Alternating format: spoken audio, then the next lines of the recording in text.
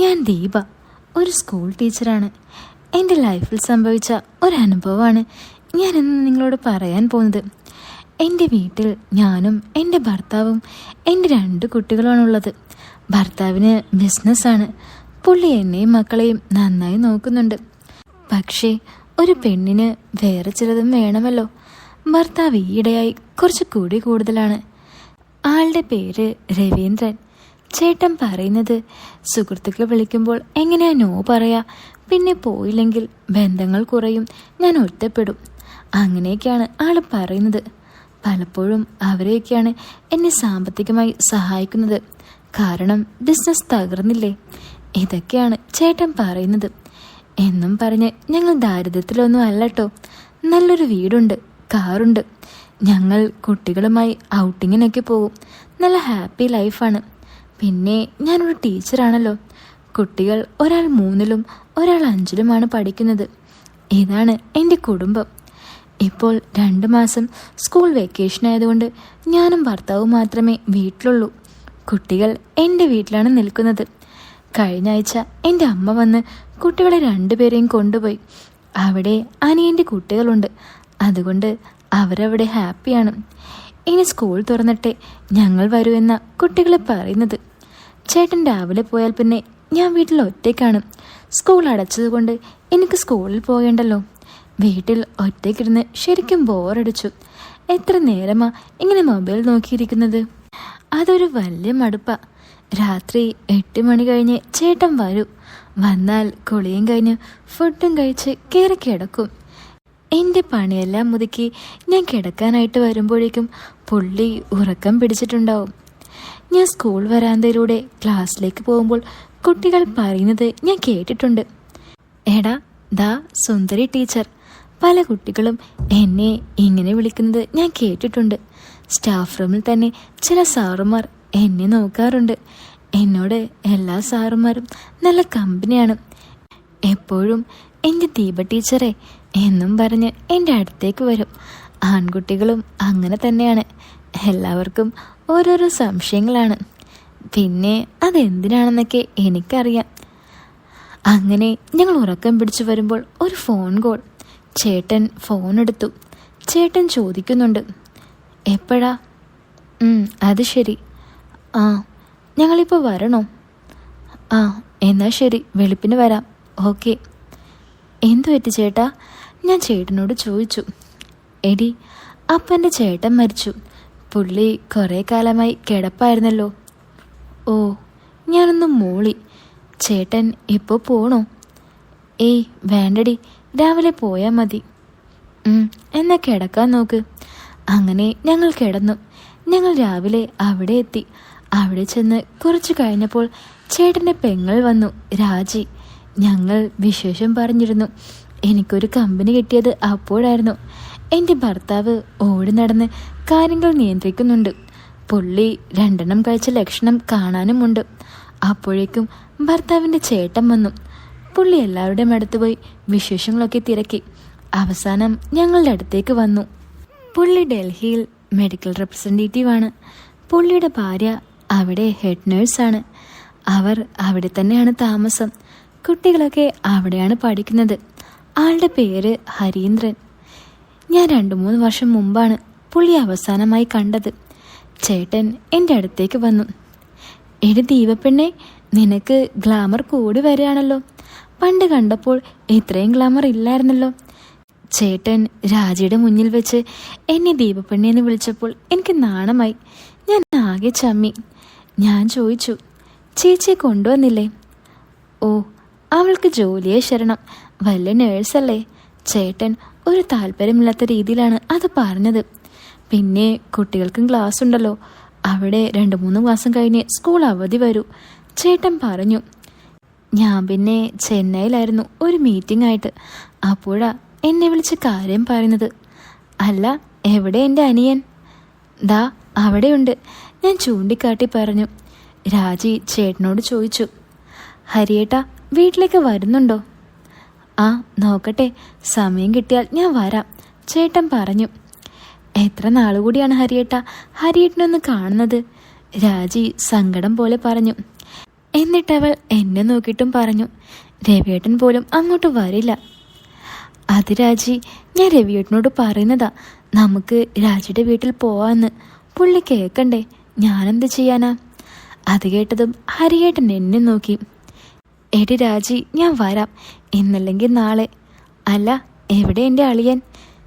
അത് ചേട്ടൻ വന്നില്ല, ഞാനും പിള്ളേരും മാത്രമേ വന്നുള്ളൂ. പിള്ളേർ ദാ അപ്പുറത്തുണ്ട്, അങ്ങോട്ട് ചൂണ്ടിക്കാട്ടിക്കൊണ്ട് രാജി പറഞ്ഞു. ഹരിയേട്ടൻ ആ ഭാഗത്തേക്ക് നോക്കി. അവിടെ കുറച്ച് പിള്ളേരിയ്ക്കുന്നുണ്ട്. രാജി ഹരിയേട്ടനെ നോക്കി പറഞ്ഞു, ചേട്ടാ, ഞാനും പിള്ളേരും ഉച്ചക്കങ്ങ് പോകും. ഉച്ച കഴിഞ്ഞ് മഴയാണ് എല്ലാ ദിവസവും. ആടി, നീ പൊക്കോ, ഞാൻ നാളെ അങ്ങോട്ട് വന്നേക്കാം. എന്നിട്ട് ഹരിയേട്ടൻ അപ്പുറത്തേക്ക് നടന്നുപോയി. ഞാനും രാജുവും വീണ്ടും വിശേഷങ്ങൾ പറഞ്ഞിരുന്നു. കുറച്ചു കഴിഞ്ഞ് രവിയേട്ടൻ്റെ കൂടെ ഹരിയേട്ടനും ഞങ്ങളുടെ അടുത്തേക്ക് വന്നു. അപ്പുറത്ത് കർമ്മങ്ങൾ തുടങ്ങി. ബലിയിടുന്നവർ അവിടെ നിന്നിരുന്നു. അവിടെ നിന്നും ഒരു വിളി വന്നു, എടാ രവി, ഹരി, ഇങ്ങോട്ട് വാ, കർമ്മങ്ങൾ ചെയ്യാൻ. പെട്ടെന്ന് രവിയേട്ടനും ഹരിയേട്ടനും അങ്ങോട്ട് പോയി. അപ്പോൾ ഞങ്ങളുടെ അടുത്തേക്ക് ശ്യാമളാൻ്റി വന്നു. കുറച്ചു നേരം ഞങ്ങൾ 3 പേരും ഇന്ന് സംസാരിച്ചു. ഈ സമയത്തെല്ലാം കർമ്മം അവിടെ നടക്കുന്നുണ്ട്. കുറച്ച് കഴിഞ്ഞപ്പോൾ കർമ്മങ്ങളെല്ലാം തീർന്നു. ആളെ ദഹിപ്പിച്ചു. ഹരിയേട്ടനും രവിയേട്ടനും കുളിയെല്ലാം കഴിഞ്ഞ് ഞങ്ങളുടെ അടുത്ത് വന്നു. ഞങ്ങൾ ഫുഡ് കഴിക്കാൻ പോകാൻ റെഡിയായി. അപ്പോൾ രവിയേട്ടൻ പറഞ്ഞു, നിങ്ങൾ നടന്നു, ഞാൻ ഇപ്പോൾ വരാം. പുള്ളി നൈസായിട്ട് ഒന്ന് ഒഴിഞ്ഞു മാറി. എനിക്ക് മനസ്സിലായി കഴിക്കാനാണെന്ന്. അവിടെയും കമ്പനിക്കാരുണ്ടല്ലോ. അപ്പോൾ ഹരിയേട്ടൻ പറഞ്ഞു, രാജി, പിള്ളേരെ വിളിക്ക്, നമുക്ക് ഫുഡ് കഴിക്കാൻ പോവാം. ഹരിയേട്ടൻ എൻ്റെ ഒപ്പമാണ് നടക്കുന്നത്. രാജിയും പിള്ളേരും ഞങ്ങളുടെ മുന്നിൽ. അപ്പോൾ ഹരിയേട്ടൻ എന്നോട് ചോദിച്ചു, ദീപേ, അവൻ കുടിക്കാൻ പോയതാണല്ലേ? ആ അതെ ഹരിയേട്ടാ. ഹരിയേട്ടൻ ചേട്ടനെ ഒന്ന് ഉപദേശിക്കണം. ഞാൻ പറഞ്ഞാൽ ചേട്ടൻ കേൾക്കില്ല. ഞാൻ ഹരിയേട്ടനോട് പറഞ്ഞു. ആ ദീപേ, ഞാൻ പറയാം. അവൻ്റെ കുടിയാണോ നിന്റെ സങ്കടം? അതെ ഹരിയേട്ടാ. ഹരിയേട്ടൻ അത് കേട്ടതും എന്നെയൊന്ന് നോക്കി. ഞാനും ചേട്ടനെ നോക്കി. നിനക്ക് ഒരു നിരാശയുണ്ടല്ലോ, എന്തു പറ്റി? ഞാൻ ചേട്ടനെ നേരെ നോക്കി ചോദിച്ചു. എന്ത് നിരാശ? അല്ല, നിന്റെ സ്കൂളിലെ സാറുമാർ നിന്നെ തേച്ചോ? ചേട്ടൻ കളിയായി പറഞ്ഞു. ഒന്ന് പൊക്കെ, ഞാൻ അങ്ങനത്തെ ഒരു പെണ്ണൊന്നും അല്ല. പിന്നെ എങ്ങനത്തെ പെണ്ണാ? ഒന്ന് പോ ഹരിയേട്ടാ. പറ പെണ്ണെ, നിന്റെ കാമുകൻ നിന്നിട്ടേച്ച് പോയോ? ഒന്ന് പോ ഹരിയേട്ടാ, എനിക്ക് കാമുകനൊന്നുമില്ല. ഇത്ര സുന്ദരിയെ നിനക്ക് കാമുകനില്ലേ? പറ, നിന്റെ കാമുകൻ്റെ പേരെന്താ? ഹരിയേട്ടൻ വീണ്ടും വീണ്ടും ചോദിച്ചു. ദേ ഹരിയേട്ടാ, എന്നെ ചുമ്മാ ദേഷ്യം പിടിപ്പിക്കല്ലേ, ഞാൻ പറഞ്ഞു. ഹരിയേട്ടൻ എൻ്റെ അടുത്തേക്ക് നിന്നിട്ട് പറഞ്ഞു, പിണങ്ങല്ലേടി. രാജി ഉള്ളതുകൊണ്ടാ, അല്ലെങ്കിൽ നല്ലത് പറഞ്ഞാനേ. ഞാൻ ഹരിയേട്ടൻ്റെ ചെവിയോട് ചേർന്ന് പതുക്കെ പറഞ്ഞു. നീ പറഞ്ഞാൽ നല്ലത് ഞാനും പറയും മോളെ, ഹരിയേട്ടൻ എന്നോട് പറഞ്ഞു. ശരി. ഞാൻ പെട്ടെന്ന് അതും പറഞ്ഞ് നടക്കാൻ തുടങ്ങി. അപ്പോൾ ഹരിയേട്ടൻ, ദീപേ, നീ പിണങ്ങിപ്പോവാണോ എന്നും പറഞ്ഞ് എൻ്റെ കയ്യിൽ പിടിച്ചു. ഞാൻ പുള്ളിയെ ദേഷ്യത്തോടെ നോക്കി. ചേട്ടൻ എന്നെ നോക്കി ചിരിക്കാണ്. എനിക്കും ചിരി വന്നു. എൻ്റെ ദീപേ, നിന്റെ ഗൗരവത്തിലും നീ സുന്ദരി തന്നെയാണല്ലോ. അങ്ങനെയൊക്കെ പറയുമ്പോൾ നമ്മൾ അറിയാതെ മയപ്പെട്ടു പോകും. ഞാൻ ചിന്തിച്ചു. അങ്ങനെ ഞങ്ങൾ ഫുഡ് കഴിക്കാനിരുന്നു. എൻ്റെ അടുത്താണ് ഹരിയേട്ടനിരിക്കുന്നത്. ഇടയ്ക്കിടയ്ക്ക് അളഞ്ഞ് തട്ടുന്നുണ്ട്. എനിക്ക് എന്തൊക്കെയോ മാറ്റങ്ങൾ വന്നു തുടങ്ങി. എന്തോ ഒരു കുളിര് കോരുന്ന പോലെ. പുള്ളി എന്നോട് ചെവിയോട് ചേർത്ത് പറഞ്ഞു, എന്താടി നീ ആലോചിച്ചിരിക്കുന്നത്? കഴിക്ക്. നിന്റെ കാമുകനെ പറ്റി പിന്നെ ആലോചിക്കാം. നീ ഇപ്പോൾ ഫുഡ് കഴിക്ക്. ചേട്ടൻ അങ്ങനെ പറഞ്ഞപ്പോൾ എനിക്ക് എന്തോ പോലെയായി. കാരണം ആ കാമുകനെന്നുള്ള വാക്ക്, അതൊക്കെ കേൾക്കുമ്പോൾ ഞാൻ അറിയാതെ ചിരിച്ചു പോയിരുന്നു. എന്താടി നീ സ്വപ്നം കാണുവാണോ? ഹരിയേട്ടൻ വീണ്ടും ചോദിച്ചു. എന്നിട്ടെന്നെ മൊത്തത്തിലൊന്ന് നോക്കി. എന്താടി നീ ചിരിക്കുന്നേ? വീണ്ടും ഹരിയേട്ടൻ ചോദിച്ചു. ഒന്നുമില്ല, ഞാൻ പറഞ്ഞു. അപ്പോഴേക്കും ചോറ് വേണമെന്ന് ചോദിച്ച് ആള് വന്നു. ചേട്ടാ, ചോറിടട്ടെ? വേണ്ട ചേട്ടാ, ഹരിയേട്ടൻ അയാളോട് പറഞ്ഞു. അങ്ങനെ ഞങ്ങൾ കൈ കഴുകി പുറത്തേക്ക് വന്നു. അപ്പോൾ രാജു പറഞ്ഞു, ഹരിയേട്ടാ, ഞങ്ങൾ പോവാ, മഴ പെയ്യാൻ ചാൻസ് ഉണ്ട്.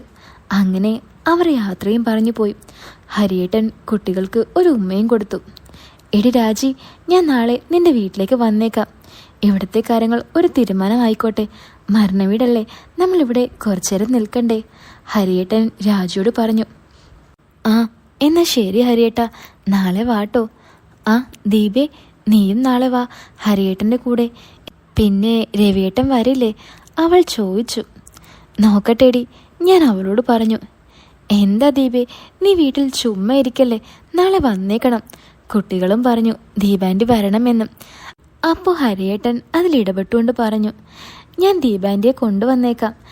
അപ്പോൾ കുട്ടികൾ എല്ലാവരും കൂടി മാമ ഓക്കെ എന്നും പറഞ്ഞ് തലയാട്ടി. പിന്നെയും ഹരിയേട്ടനും കുട്ടികൾ ഉമ്മ കൊടുത്തു. അവരെല്ലാവരോടും യാത്രയും പറഞ്ഞു പോയി. അവർ പോകുന്നത് നോക്കി ഞാനും ഹരിയേട്ടനും നിന്നു. പെട്ടെന്ന് എനിക്ക് ഹരിയേട്ടൻ്റെ ഭാര്യയുടെ കാര്യം ഓർമ്മയിൽ വന്നു. ഞാൻ ഹരിയേട്ടനോട് തിരിഞ്ഞുകൊണ്ട് ചോദിച്ചു, അല്ല ഹരിയേട്ടാ, നേരത്തെ ഭാര്യയെപ്പറ്റി പറഞ്ഞപ്പോൾ കുറച്ച് ദേഷ്യത്തിലാണല്ലോ പറഞ്ഞത്. എന്തു പറ്റി? ചേച്ചിയുമായി പിണങ്ങിയോ? ആ, അവൾക്ക് ജോലിയും ക്യാഷും മതിയടി. ബന്ധങ്ങളുടെ വില അവൾക്കറിയില്ല. ഹരിയേട്ടൻ ഗൗരവത്തിലാണ് അത് പറഞ്ഞത്. ഓ, അപ്പോൾ ചേട്ടന് കാമുകിയൊക്കെ ഉണ്ടാകുമല്ലേ? ചേട്ടൻ നേരത്തെ എനിക്കിട്ട് തട്ടിയത് ഞാൻ ചേട്ടന് കൊടുത്തു. ആ, ഇപ്പോൾ എൻ്റെ കാമുകി ഇവിടെ ഇല്ലല്ലോ, അതുകൊണ്ട് കുറച്ച് നേരത്തേക്ക് നീ എൻ്റെ കാമുകിയാക്, ചേട്ടൻ എന്നോട് പറഞ്ഞു. അയ്യടാ, അത് മനസ്സിൽ വെച്ചാൽ മതി, ഞാൻ കളിയാക്കി പറഞ്ഞു. എന്താടി എനിക്കൊരു കുഴപ്പം? ഹരിയേട്ടൻ എന്നോട് ചോദിച്ചു. അപ്പോൾ അതിലൂടെ ഒരു പ്രായമായ ഒരമ്മ വന്നു. എന്നിട്ട് ഹരിയേട്ടനോട് ചോദിച്ചു, എടാ ഹരി, നീ വന്നിട്ടെന്താടാ എൻ്റെ അടുക്കൽ വരാന്നത്? അല്ല, ഇതാണോ നിന്റെ ഭാര്യ? ഹരിയേട്ടൻ എന്നെ നോക്കി. സുന്ദരിയാണല്ലോ നിന്റെ പെണ്ണ്, ആ അമ്മ ഹരിയേട്ടനോട് പറഞ്ഞു. എടി പെണ്ണെ, നിനക്ക് എന്താ ജോലി? അവർ എന്നോട് ചോദിച്ചു. അപ്പോൾ ഹരിയേട്ടൻ പറഞ്ഞു, ടീച്ചറാണ് അമ്മച്ചിയെന്ന്. എടാ, നീ ഇവളെ പൊന്നുപോലെ നോക്കിക്കൊള്ളണം. അതും പറഞ്ഞ് അവർ പോയി. ഞാൻ ഹരിയേട്ടനെ രൂക്ഷമായി നോക്കി.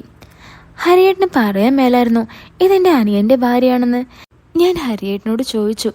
ഹരിയേട്ടൻ എന്നെ നോക്കി ചിരിച്ചിട്ട്, നിനക്ക് പറഞ്ഞുകൂടായിരുന്നോ?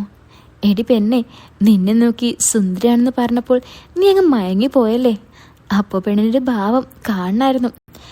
തൽക്കാലത്തേക്ക് കുറച്ച് നേരത്തേക്ക് നീ എൻ്റെ ഭാര്യ ആയിക്കോ, ഹരിയേട്ടൻ എന്നോട് പറഞ്ഞു. അപ്പോൾ ഞാൻ ചിന്തിച്ചു, എൻ്റെ ഭർത്താവ് ഇതുവരെയും എന്നോട് ഇങ്ങനെ സ്നേഹം പ്രകടിപ്പിച്ചിട്ടില്ല. ഞാനതെല്ലാം ആലോചിച്ച് അങ്ങനെ നിന്നു. പെട്ടെന്ന് ഹരിയേട്ടൻ എന്നോട്, എടി, എൻ്റെ ഡ്രസ്സെല്ലാം ബാഗിലുണ്ട്, അതെല്ലാം ഇനി കഴുകിയാലേ ഇടാൻ പറ്റൂ. എനിക്ക് വേറെ ഇടാൻ ഒന്നുമില്ല. നമുക്കൊന്ന് ഷോപ്പിങ്ങിന് പോയാലോ? ആ ഓക്കെ ഹരിയേട്ടാ, കാർ അപ്പുറത്ത് പാർക്ക് ചെയ്തിരിക്കുകയാണ്. ആ എന്നാ പോവാം. ചേട്ടാ, ഞാൻ രവിയേട്ടനോട് പറഞ്ഞിട്ട് വരാം. ആ ശരി, ചെല്ല്, ഹരിയേട്ടൻ എന്നോട് പറഞ്ഞു. ഞാൻ രവിയേട്ടൻ അവിടെ നിന്ന് നോക്കി ചെന്നു. ആള് കഴിച്ചുകൊണ്ടിരിക്കുകയാണ്. അവിടെ കുറച്ച് ആളുകൾ കൂടിയിരിക്കുന്നുണ്ട്. എല്ലാവരും കഴിക്കുകയാണ്. ഞാൻ ചേട്ടനെ വിളിച്ചു. എന്നിട്ട് കാര്യം പറഞ്ഞു. ആടി, നീ പൊക്കോ, പുള്ളിക്ക് നല്ലത് വല്ലതും വാങ്ങിക്കൊടുക്കണം. ക്യാഷ് ഉള്ളതും വേണോടി?